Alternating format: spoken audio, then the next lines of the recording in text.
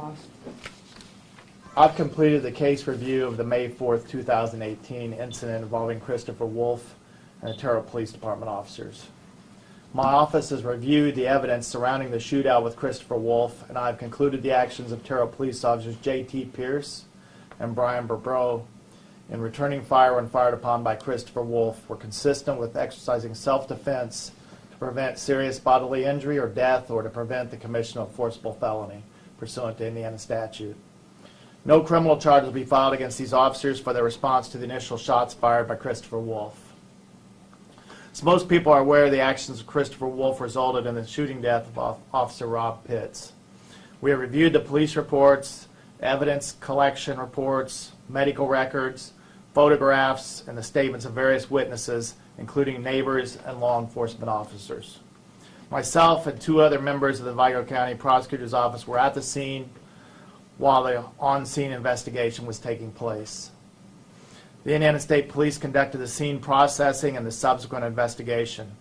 It was determined that Christopher Wolf fired at least 4 shots total. It was further determined with reasonable certainty that Officer Pierce fired 2 shots when fired upon, and that Detective Burbrow returned fire on Mr. Wolf with 2 or 3 shots.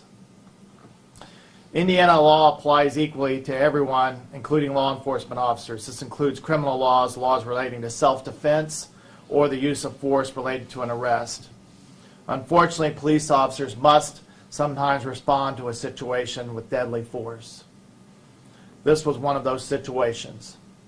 When we have a situation where an officer is fired upon and potentially killed a suspect, it is our policy to request the Indiana State Police conduct an independent investigation. Once that is complete, we thoroughly review all of the evidence. In this case, the investigation evidence shows that the officers acted in self-defense, defense of a third person, and to prevent the commission of forcible felony, pursuant to Indiana statute. The officers also were justified in using deadly force to effect an arrest of a person whom the officers had probable cause to believe posed a threat of serious bodily injury to the officer or a third person. Criminal charges against the officers are not appropriate. The investigation into the officers' actions has reached its conclusion.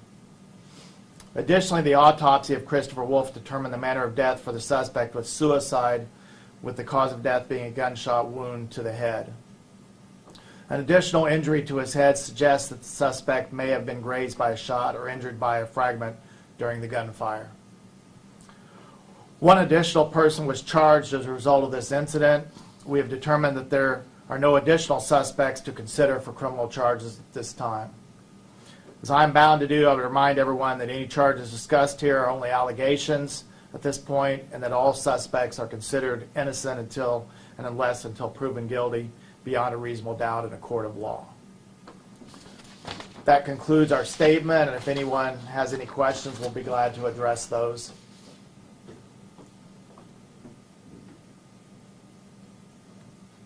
Also want to thank Terrell City Police and Chief Plassey for their cooperation in this investigation, and also the Indiana State Police and Joe Watts and the other officers in the Indiana State Police that conducted the investigation.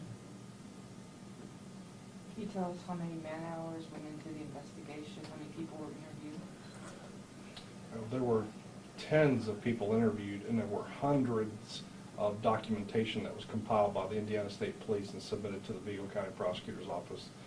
Such things as pictures from the scene, evidence collection from the scene, autopsy photos, photos at the hospital, photos at the scene, all kinds of written documentation. There were hundreds of pages presented to the Vigo County Prosecutor's Office. Normally, we can quantify those things in pages. I didn't do that in this case, but I did check yesterday. It was 10.5 gigabytes worth of data that was provided to us for this investigation. I mean, it's taken very seriously anytime there's a shooting, a police shooting, and so obviously a very thorough investigation is done on each case.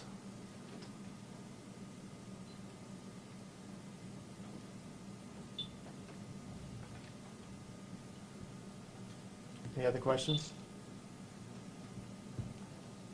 Okay, well, thank you.